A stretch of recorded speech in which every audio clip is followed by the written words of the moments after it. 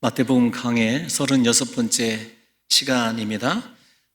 저는 신앙생활에 있어서 가장 중요한 것을 들라 하면 주저없이 말씀과 기도라고 답할 것입니다.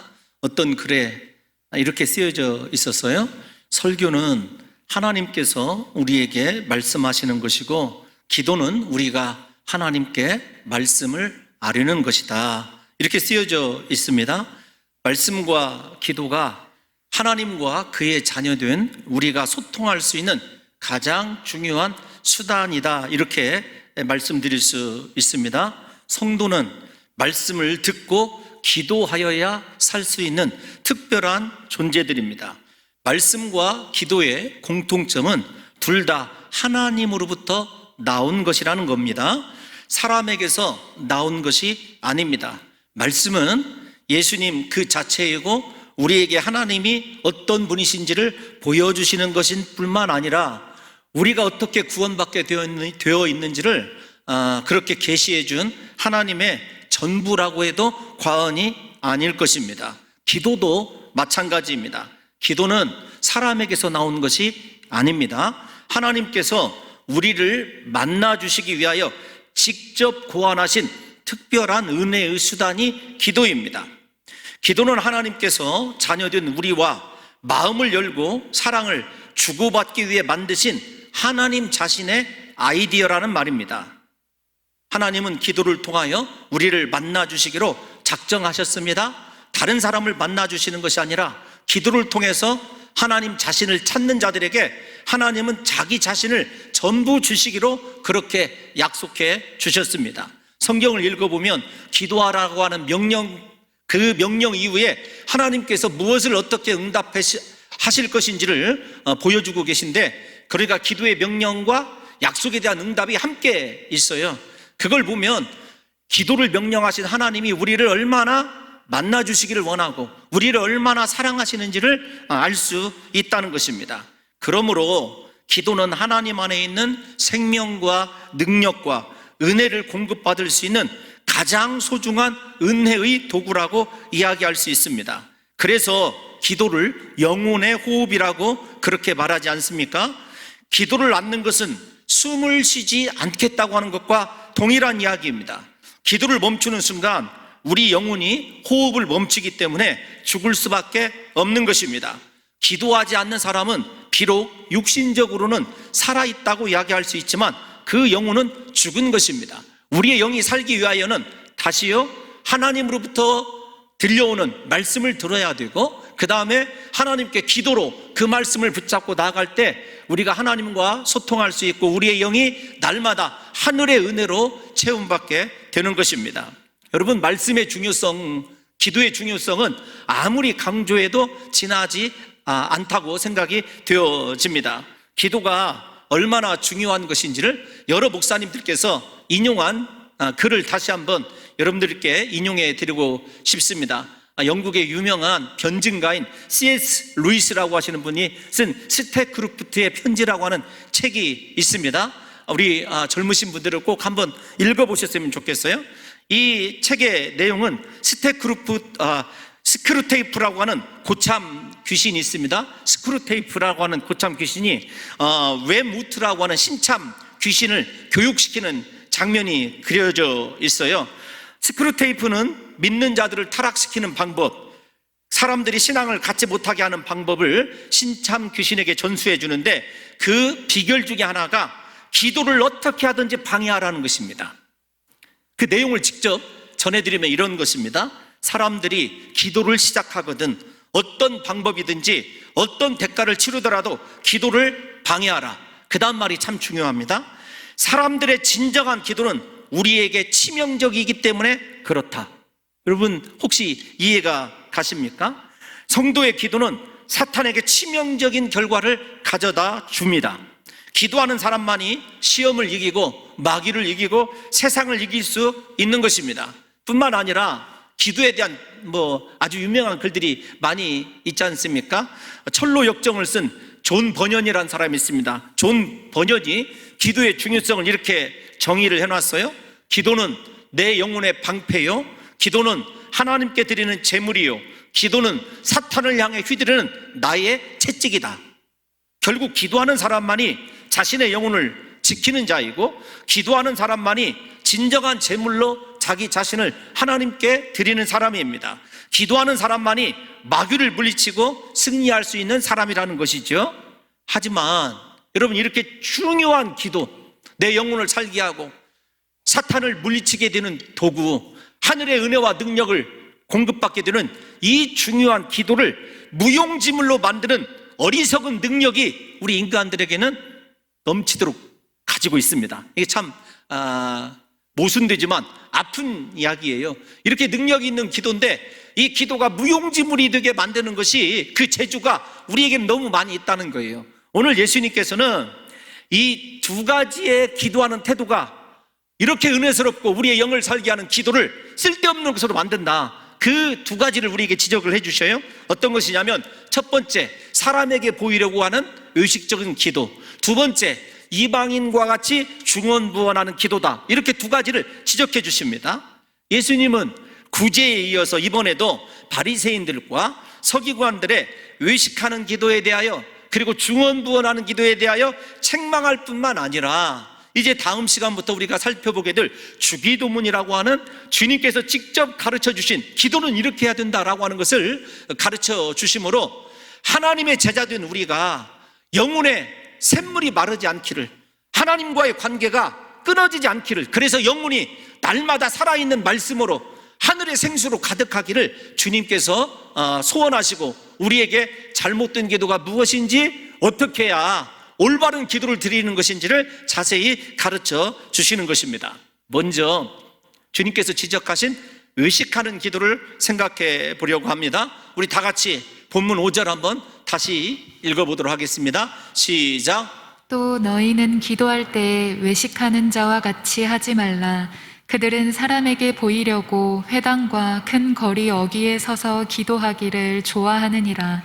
내가 진실로 너희에게 이르노니 그들은 자기 상을 이미 받았느니라. 아멘. 아멘. 바리새인들이 기도할 때 의식한다는 것은 무엇이냐면, 기도 자체를 사람에게 보이려고 하는 거예요. 그러니까 가장 중요한 우리의 기도를 들어주시는 기도의 대상이 하나님임을 바리새인들과 서기관들이 잊어버리고 있다는 것입니다. 그들은 기도의 대상인 하나님보다는 기도하고 있는 자기 자신이나 혹은 다른 사람을 의식하고 있다는 것을 주님께서 책망하고 계신 거예요.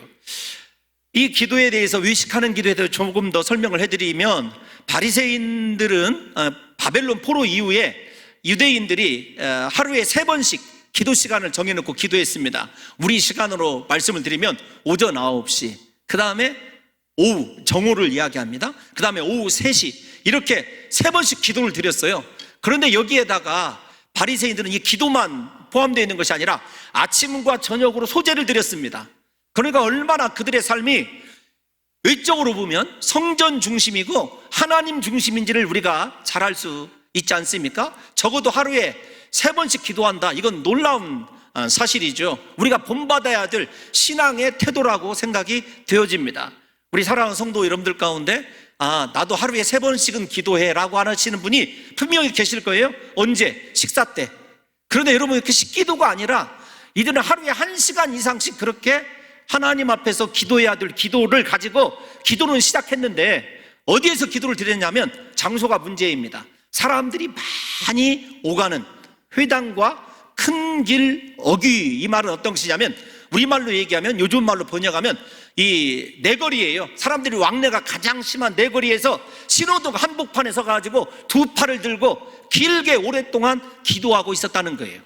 주님은 그 기도를 뭐라고 얘기하냐면 의식하는 거다. 그럼에도 불구하고 바리새인들은 그렇게 사람들 앞에서 인정받는, 야, 저 사람 정말 기도를 많이 하는 사람이네, 정말로 거룩한 사람이네, 인정받는 것을 좋아했다. 주님이 직접 이야기를 합니다. 무슨 말이냐면, 하나님께 인정받고 하나님과의 은밀한 교제를 좋아하는 것이 아니라 사람에게 칭찬받는 것을 이 바리새인들은 좋아했다, 그런 말입니다. 그러므로 그들이 구하는 것은 하나님이 아니었습니다. 사람들에게 존경받고 사람들에게 인정받는 것이었어요. 기도가 하나님과의 소통의 도구가 아니라 자기 신앙의 과시수단이 되고 만 것입니다. 여러분 혹시 이번 우리 청년대학부 수련회 주제가 무엇인지 알고 있습니까? 우리가 청년부 온라인으로 그렇게 수련회를 진행을 하면서 여기저기에 팜플렛 엘리베이터 안에도 붙여놓고 다 교육관 쪽, 그 다음에 여기 본당 쪽 다 붙여놨어요. 혹시 기억나십니까? 이번 우리 청년대학부 여름 수련회 주제가 쇼하지 말고 예배하라는 것이었습니다. 마찬가지입니다. 저도 그 주제를 패러디 해보면 쇼하지 말고, 사람에게 보이려고 쇼하지 말고 진실한 기도를 드릴 수 있는 저와 여러분들이 오늘 이 말씀을 통해서 되어야 한다는 것입니다. 우리는 사람들에게 정말, 저 같은 경우 저 목사는 기도 많이 하는 사람이야, 예를 들면 기도가 능력이 있어, 기도를 들으면 속이 다 후련해, 여러분 이런 말 듣기를 좋아해요. 다른 사람이 아니라 목회자인 저에게 더 그런 욕구가 더 강한지도 몰라요. 그런데 여러분, 우리에게 중요한 것은 그렇게 사람에게 인정받는 기도를 드리는 순간 정작 중요한 내 기도에 응답하실 하나님은 전혀 상관없는 대상이 된다는 사실을 이 예수님의 책망을 통해서 저와 여러분들이 이해하셔야 된다는 것입니다. 이 시대에 그러므로 주님이 제자들에게 요구하신 것은 어떤 것이냐면, 사람을 의식하는 외식하는 기도를 드린 사람이 아니라 하나님만을 의식하고 하나님과 단둘이 마주 앉아서 하나님을 감동시킬 수 있는 기도의 사람을 하나님께서 원하고 계시다는 거예요. 이 시대도 마찬가지입니다. 이 시대에 다른 사람이 필요한 것이 아니라 이 위기 때 하나님을 감동시킬 수 있는 기도의 사람이 필요하다는 사실을 저와 여러분들이 이해하시고 그 기도의 사람이 되기를 소망하여야 됩니다. 기도의 사람이라고 잘 알려진 E.M. 바움즈라고 하는 목사님이 계세요. 그분이 이렇게 글을 써놨어요. 현재 교회가 필요로 하는 것은 더 많은, 더 좋은 첨단 장비나 조직이나 방법이나 새로운 프로그램이 아니다. 하나님은 오늘도 기도하는 사람을 찾고 계신다. 기도에 능한 사람, 성령 충만한 사람을 찾고 계신다. 성령님은 방법을 통해서 흘러나오지 않고 기도의 사람을 통해서 흘러나오기 때문이다. 여러분, 우리에게 이 시대에 필요한 것은 하나님의 성령이 기도를 통해서 흘러나오시게끔 기도할 수 있는 진정한 기도의 사람입니다. 부디 저는 우리 봉동중앙교회 온 성도들이 기도의 자리에서 다시금 하나님을 그렇게 배울 수 있고 기도하는 것마다 응답받는 놀라운 역사가 일어났으면 하는 소원이 제게 있습니다.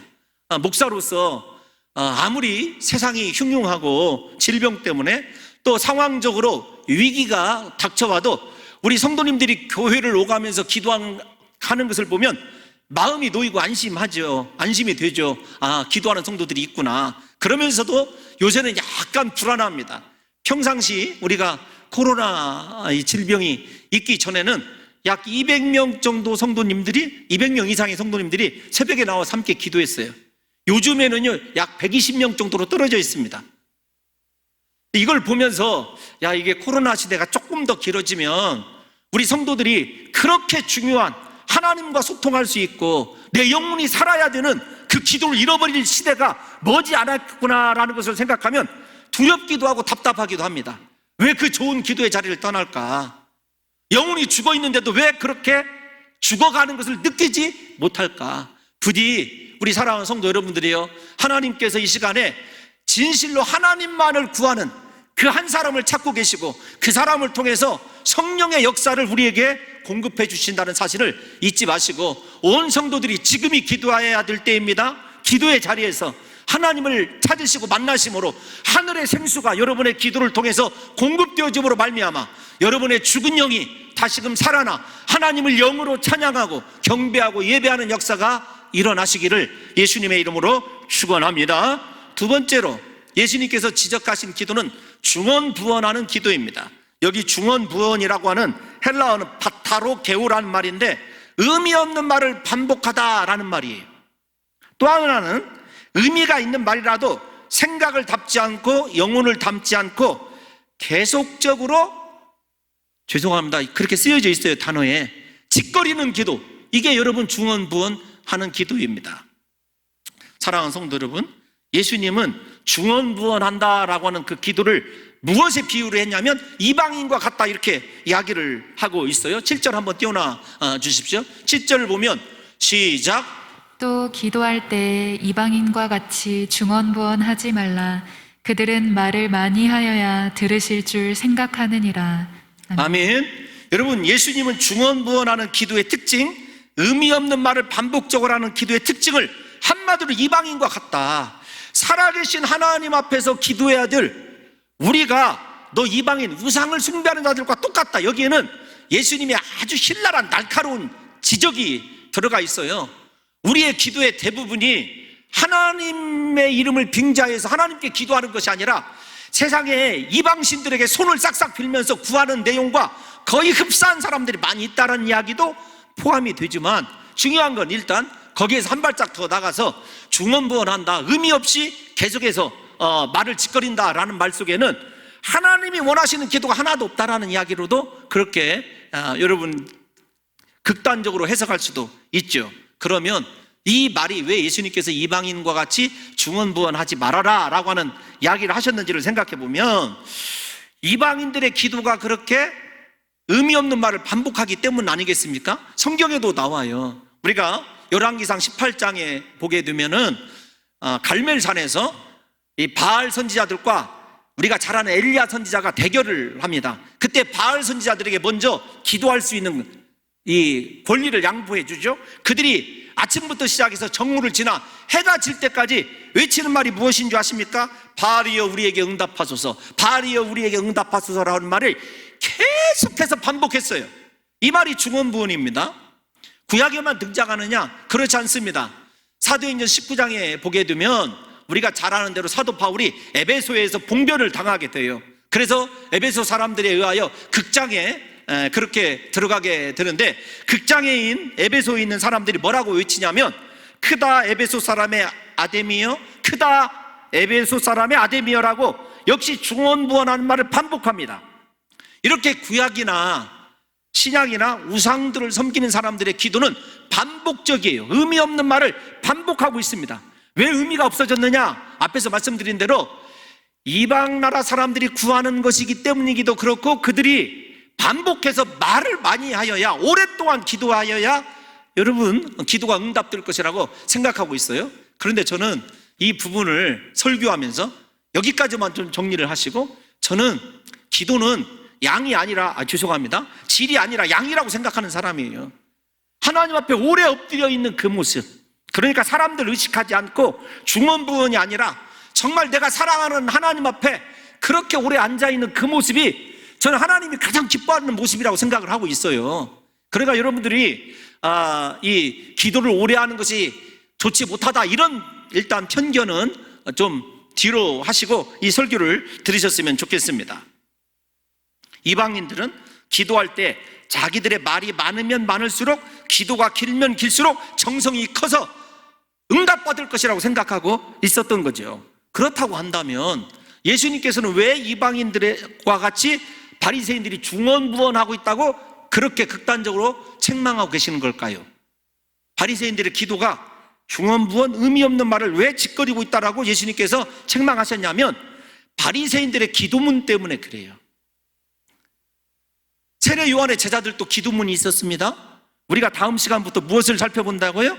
약 7시간에 걸쳐서 주기도문을 살펴보게 될 거예요. 다시 말씀을 드리지만 바리새인들도 기도문을 가지고 있었고, 세례 요한의 제자들도 기도문을 가지고 있었고, 예수님도 기도문을 가르쳐 주셨어요. 그래서 우리가 주기도문 이렇게 명명하는 것 아니겠습니까? 바리새인들이 가지고 있었던 주기도문은 크게 두 가지입니다. 하나는 쉐마라는 기도문이 있어요. 우리가 잘 아는 대로 신명기 6장, 그 다음에 민수기, 레위기에 등장하는 말들을 그들이 암송을 하는 건데, 이 쉐마는 기도가 너무 짧아요. 어떤 거냐면 하나님을 마음을 다하고 뜻을 다하고 성품을 다하여 사랑하라, 이것이 제일 되는 계명이니 예수님께서 정리해 주신 쉐마 이스라엘이라, 그 말씀을 반복적으로 그들이 드렸던 거예요. 그러니까 한 번 정도 이 말씀을 암송하면 1분에서 2분에 끝나요. 바리새인들이 생각할 때는 야, 이 기도가 너무나 간단해, 우리는 기도를 많이 하는 사람이라고 인정받아야 되는데, 그래서 그들이 두 번째 만든 기도가 어떤 것이냐면 쉐몬의 에스레라고 하는 기도예요. 이 기도는 히브리어로 18이라고 하는, 18이라고 하는 숫자를 뜻합니다. 그들은 자기들의 삶 속에서 일어날 수 있는 여러 가지 상황들을 18가지로 정리를 했어요. 삶에서 필요한 것들, 길을 나설 때 안전한 것들, 자녀들을 위한 것들, 그래서 18가지를 쭉 정리를 했어요. 그런데 이 18가지만 정리하면 이 밋밋하니까 18가지 각 조항마다, 각 항마다 거기에다 덧붙인 기도가 있었습니다.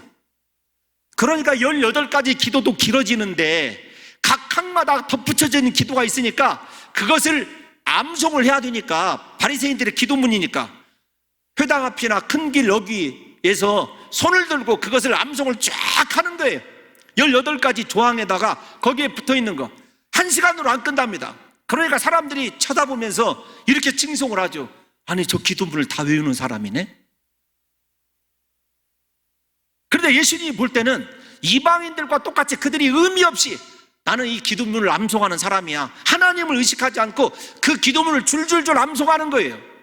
여러분, 혹시 말입니다, 우리도 여기에서 잠깐 멈추고 생각을 해봐야 될 것이 있어요.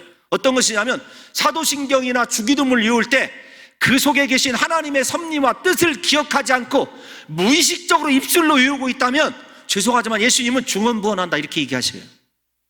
그러니까 우리가 사도신경이 되었든지 주기도문이 되었든지 하나님 앞에서 그 단어 하나가 갖고 있는 의미를 묵상하면서 기도할 수 있는 그 사람이 진짜 기도의 사람인 거예요. 그래서 주기도문이나 사도신경이 형식적인 것이 되어서는 안 됩니다. 그것이 무엇이냐면 중언부언하는 기도이기 때문에 그렇습니다. 사랑하는 성도 여러분들이요, 이렇게 오랫동안 기도문을 암송하면서 기도하는 바리새인들을 바라보면서 일반인들은 존경하고 좋아하는 마음을 가졌는지 모르지만 예수님은 이방인처럼 중언부언한다 이렇게 책망하신 것입니다. 그러면 똑같은 기도를 반복하는 것이 과연 다 중언부언이냐? 그렇지 않습니다. 무엇이 문제인지를 한번 들여다볼까요? 만약에 바리새인들이 그 기도문에다가 자신의 영을 싣고 마음을 다하여 하나님 사모하는 마음으로 암송했다면 그것은 절대 의식이 아니었을 거예요. 중언부언이 아니었을 거라는 겁니다. 예를 들면 똑같이 기도한 사람의 대명사 하면 누구를 들을 수 있죠? 예수 그리스도예요. 예수님께서 겟세마네 동산에서 똑같은 기도를 3번씩 드린 걸 우리가 잘 기억하고 있지 않습니까? 그런데 차이가 있어요. 바리새인들과 예수님의 기도가 짧고 반복된 것은 사실이지만 예수님은요, 땀방울이 핏방울이 될 때까지 그 짧은 기도문 속에서 자신의 모든 진액을 하나님께 다 짜서 드렸어요. 이것이 차이점이죠. 우리에게 반복적인 기도가 없어야 된다 이런 말이 아닙니다. 우리도 너무나 억울하고 상황이 너무도 급박한 경우에 제대로 기도할 수 없잖아요. 어떻게 보면 그냥 한마디 하나님 살려주세요 이 기도만 반복적으로 나올 때가 있어요. 그런데 그 살려달라는 말 속에 눈물이 있고 내 정말로 하나님을 향한 신뢰가 있고 하나님만이 나를 구원하실 구원주시라고 하는 절대적인 신앙적 인정이 있다고 한다면 그 기도가 아무리 반복적인 기도여도 중언부언이 아니라는 것입니다. 간절한 기도라는 거죠.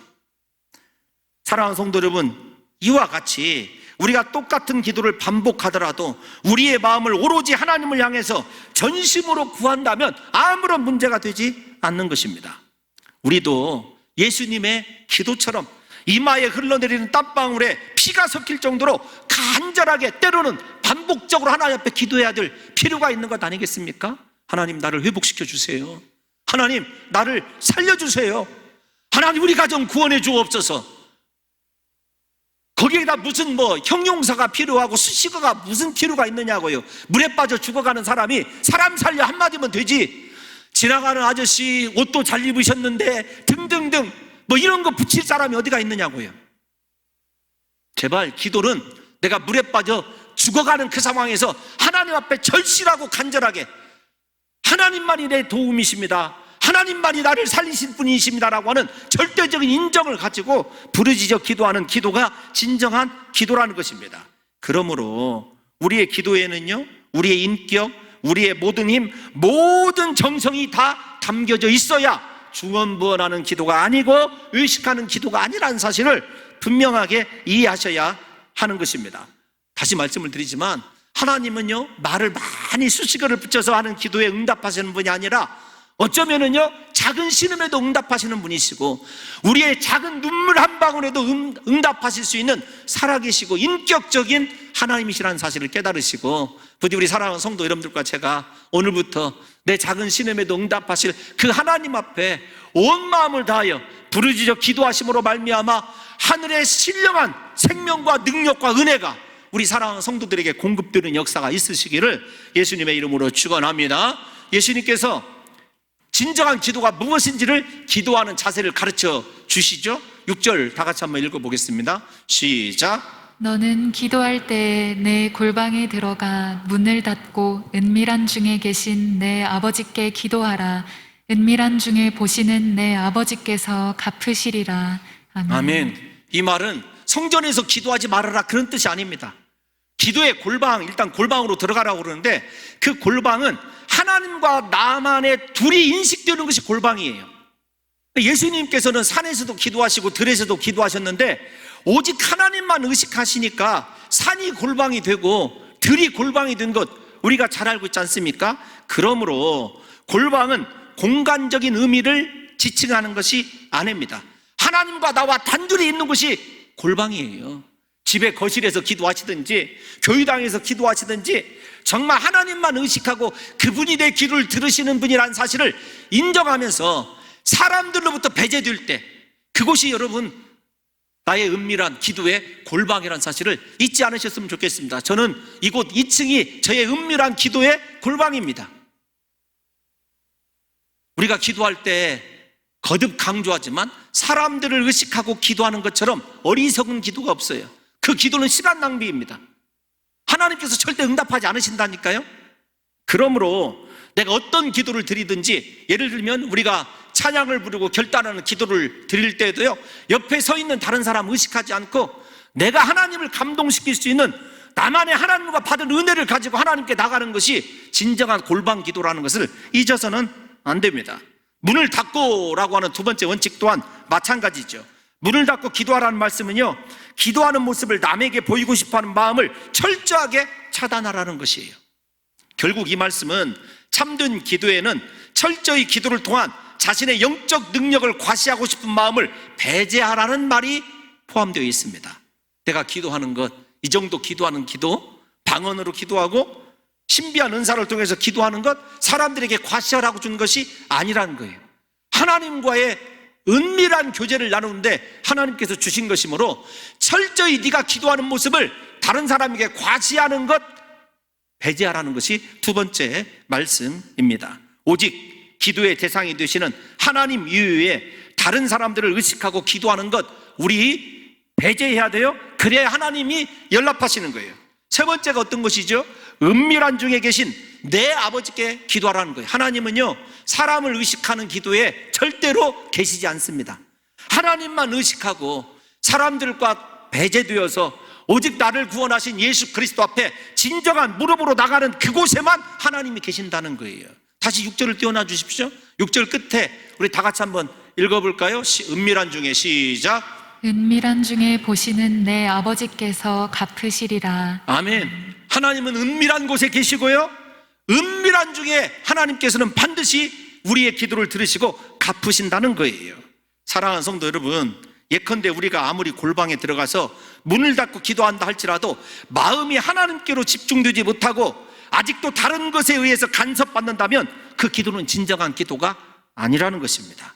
언제 어떤 상황이 있든지 기도하는 우리의 마음이 오직 하나님만 바라보면서 기도한다면 그것은 은밀한 중에 계신 하나님께 드리는 진실한 기도가 될 것입니다. 이렇게 하나님만을 의식하고 기도할 때 하나님 아버지는 우리의 모든 기도에 대하여 갚아준다. 이 표현을 참 재미있어요. 어떤 거냐면 하나님만을 의식하고 기도하는 것은요, 하나님이 우리에게 빚진 거예요.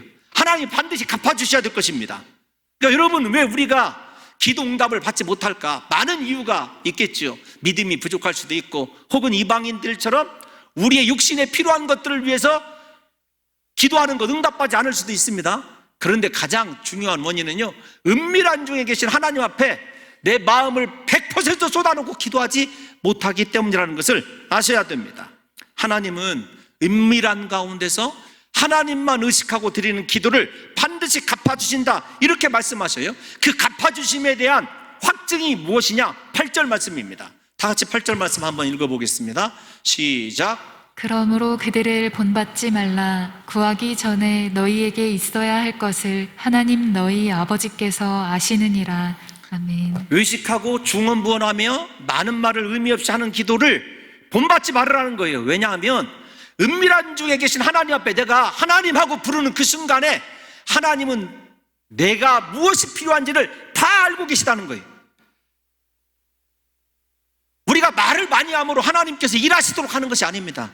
하나님은 전능하신 하나님이에요. 중요한 건 내가 지금 어떤 상태, 어떤 마음으로 하나님을 찾고 있느냐라고 하는 것이 가장 중요한 기도응답의 첫 번째 열쇠입니다. 우리 사랑하는 성도 여러분들과 제가 기도의 자리가 왜 필요하냐라고 한다면, 많은 말을 통해서 내게 필요한 것을 공급받는 것이 아니라 내가 하나님 자녀임을, 하나님과 내가 지금 소통해야 됨을 인정하는 것, 그 자체를 하나님이 원하시는 거예요.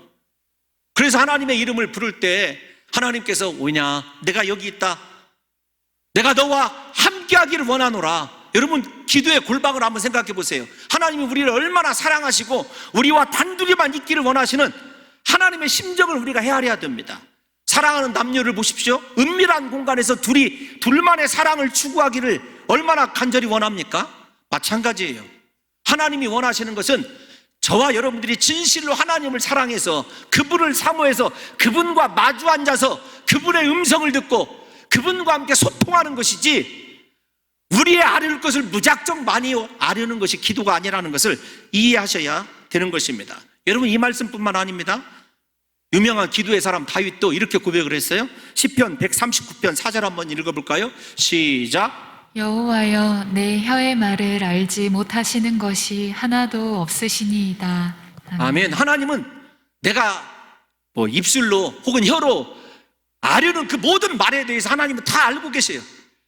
우리의 모든 것을 알고 계시는 하나님 앞에 우리의 마음을 쏟아놓고 기도하는 것이 얼마나 중요한지를 주님께서 우리에게 가르쳐 주십니다. 사랑하는 성도 여러분들이 하나님께서는 우리의 모든 말뿐 아니라 우리의 모든 것을 아시는 전능하신 하나님이십니다. 하나님은 내 안에 있는 상처가 무엇인지, 지금 내게 무엇이 필요한지, 내가 왜 슬픔 가운데 있는지, 내가 왜 좌절 가운데 있고 절망하며 두려워하는지 하나님은 다 알고 계시다는 거예요. 그러므로 기도는 하나님이 잘 알지 못하는 것을 알게 하는 수단이 아닙니다. 기도는 내가 구하여야 하는 상황을 통하여 하나님과 깊고 은밀한 교제를 나누는 거예요. 그러니까 우리가 기도해야 될 기도 제목은 우리가 구하여야 되는 주된 내용이 아니라 그 기도 제목을 가지고 하나님 앞에 나가게 하는 하나님께로 인도하는 인도자예요. 그러니까 내가 지금 해결해야 될 문제는요, 나를 누구에게로 인도하는 어떤 인도의 방편입니까? 하나님께로 나를 인도하는 거예요. 중요한 건 내가 지금 기도로 해결해야 될 문제가 있고 하나님을 만나야 됨에도 불구하고 하나님을 찾지 않는 우리의 영적인 무감각이 문제 아니겠습니까? 하나님은 여러분들이 당하고 있는 고난을 통해서 지금 기도의 골방에서 사랑하는 성도 여러분들과 저를 기다리고 계세요. 부디 하나님의 기다리심을 외면하지 마시고, 사랑하는 성도 여러분들과 제가 다시금 새벽을 깨우고 주야로 이 제단을 오고 가면서 기도하는 놀라운 역사가 일어나시기를 예수님의 이름으로 축원합니다.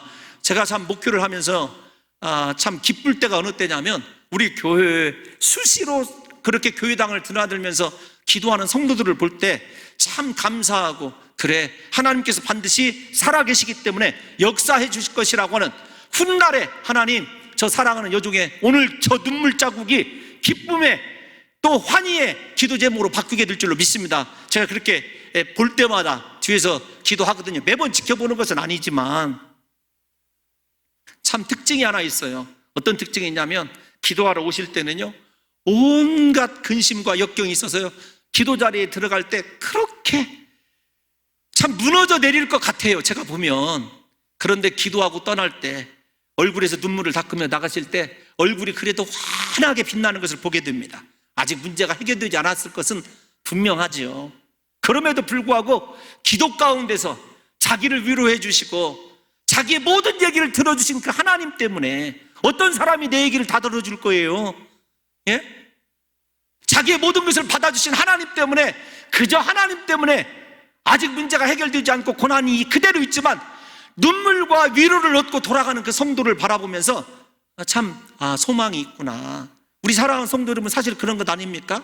우리가 기도하면 우리의 마음을 다 받아주신 하나님의 그 사랑과 위로 때문에 기쁨이 넘치고 감사가 넘치고 감격이 넘치는 것 아니겠느냐고요. 그러므로 기도의 제목이 있다고 한다면요, 여러분, 그거 절대로 우리에게 시험이 아닙니다.